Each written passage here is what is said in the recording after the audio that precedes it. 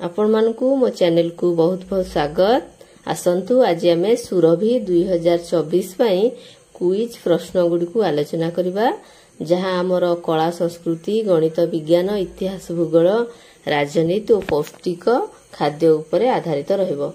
स्वर्ण मंदिर केउ शहर रे अवस्थित? यार उत्तर हेउछि पंजाब रो अमृतसर। द्वितीय प्रश्न, श्वेतसार अभाव रे केउ रोग हुए?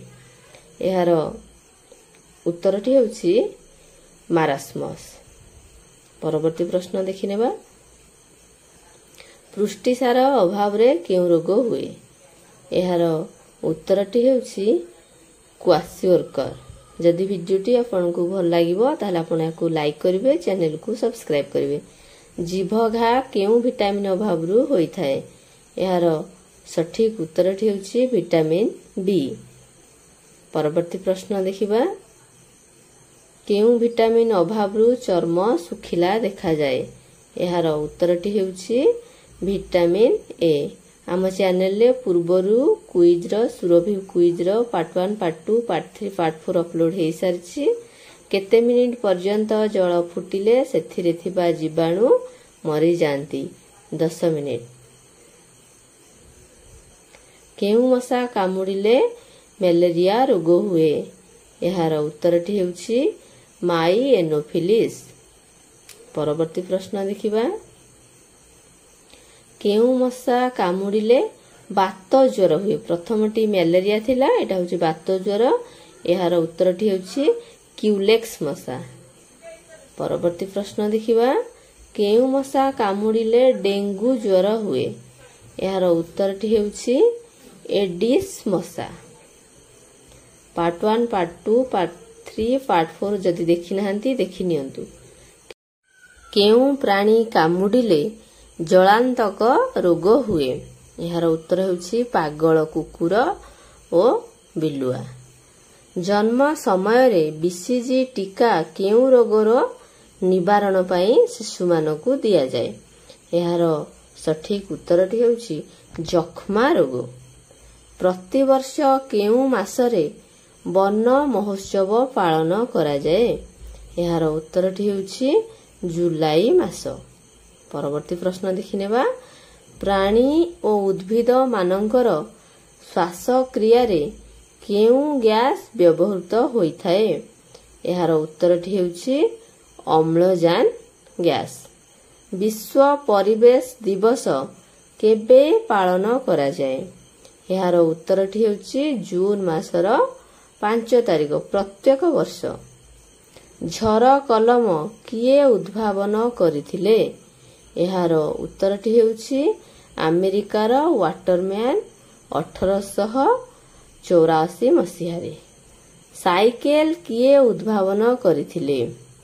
यार उत्तरटी हेउछि स्कॉटलैंड रो मैकमिलन 1839 मसीह रे।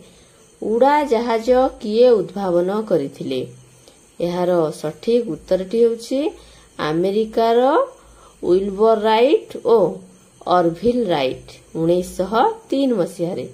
कंप्यूटर किए उद्भावन करिथिले? यार उत्तर हेउछि चार्ल्स बैबेज 1834 मसीह रे। किए टेलीफोन उद्भावन करिथिले? यार उत्तर हेउछि अलेक्जेंडर ग्राहम बेल 1867 मसीह रे। रेडियो किए उद्भावन करिथिले? यार उत्तरटी हेउछि 1894 रे मार्कोनी। परवर्ती प्रश्न देखिबा, बिजुली बत्ती केउ मसीह रे उद्भावन होइथिला? यार उत्तरटी हेउछि 1880 मसीहा। बिजुली बत्ती किए उद्भावन करिथिले?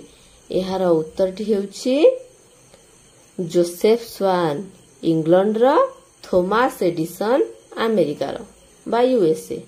प्रथम रेफ्रिजरेटर यंत्र केउ मसीह रे तयारी होइथिला? यार उत्तर हेउछि 1834 मसीहा। फ्रिज किए तयारी करिथिले? यार उत्तरटी हेउछि जाकोब पार्किन्स। ये होछंदी अमेरिकार। ପରବର୍ତ୍ତୀ ପ୍ରଶ୍ନ ସାରା ଭାରତରେ ଗଚ୍ଛିତ ଥିବା ଖଣିଜ ପଦାର୍ଥର ପ୍ରାୟ କେତେ ପ୍ରତିଶତ ଆମ ରାଜ୍ୟ ଓଡ଼ିଶାରୁ ମିଳିଥାଏ? ଏହାର ଉତ୍ତର ହେଉଛି 16.8%। ଓଡ଼ିଶା ବିଧାନସଭାର ସଭ୍ୟ ସଂଖ୍ୟା କେତେ? ଏହାର ଉତ୍ତର ହେଉଛି 147 ଜଣ। କେତେ ବର୍ଷରୁ ଉର୍ଦ୍ଧ୍ୱ ବୟସର ଲୋକମାନେ ଭୋଟ ଦେଇଥାନ୍ତି? ଏହାର ଉତ୍ତର ହେଉଛି 18 ବର୍ଷ। ମନ୍ତ୍ରିମଣ୍ଡଳ ସାଧାରଣତଃ କେତେ ବର୍ଷ ପାଇଁ କାର୍ଯ୍ୟ କରେ? ଏହାର ଉତ୍ତର ହେଉଛି 5 ବର୍ଷ। ପରବର୍ତ୍ତୀ ପ୍ରଶ୍ନ ଦେଖିନେବା। ରାଜ୍ୟସଭାର ମୋଟ ସଭ୍ୟ ସଂଖ୍ୟା କେତେ? ଆମ ଭାରତର ରାଜ୍ୟସଭା। ଏହାର ଉତ୍ତର ହେଉଛି 250 ଜଣ। ପରବର୍ତ୍ତୀ ପ୍ରଶ୍ନ ଦେଖିବା। ରାଜ୍ୟସଭାରେ ଓଡ଼ିଶାର ସଭ୍ୟ ସଂଖ୍ୟା କେତେ? ମାନେ ଓଡ଼ିଶାରୁ କେତେ ଜଣ ସେହି ସଭାକୁ ମନୋନୀତ ହୁଅନ୍ତି ବା ନିର୍ବାଚିତ ହୁଅନ୍ତି? 10 ଜଣ। ଲୋକସଭାର ମୋଟ ସଭ୍ୟ ସଂଖ୍ୟା କେତେ? ଏହାର ଉତ୍ତର ହେଉଛି 545 ଜଣ। ପରବର୍ତ୍ତୀ ପ୍ରଶ୍ନ ଦେଖିବା।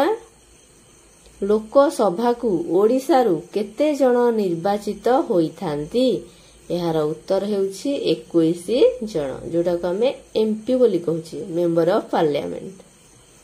ଆମ ଦେଶ ଭାରତରେ କେତୋଟି ରାଜ୍ୟ ଅଛି? ଏହାର ଉତ୍ତରଟି ହେଉଛି 28ଟି। ଆଗରୁ 29 ଥିଲା, ବର୍ତ୍ତମାନ ଏହା 28 ହୋଇଯାଇଛି। ସମଗ୍ର ଜାହାଜର ଦାୟିତ୍ୱ କାହା ଉପରେ ନ୍ୟସ୍ତ ଥାଏ?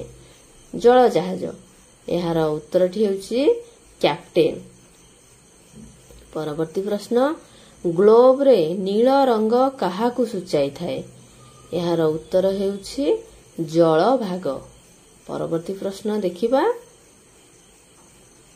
ଆମ ଦେଶ ଭାରତ କେଉଁ ମହାଦେଶରେ ଅବସ୍ଥିତ? ଏହାର ଉତ୍ତରଟି ହେଉଛି ଏସିଆ ମହାଦେଶ। ପରବର୍ତ୍ତୀ ପ୍ରଶ୍ନ ଦେଖିବା।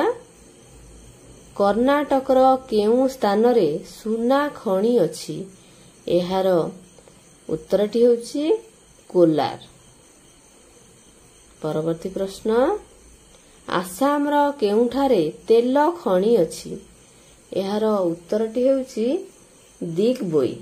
ଆସାମର ଦିଗ୍ବୋଇଠାରେ ତେଲ ଖଣି ଅଛି। ମହାରାଷ୍ଟ୍ରର କେଉଁ ସ୍ଥାନରେ ମାଙ୍ଗାନିଜ ଖଣି ଅଛି?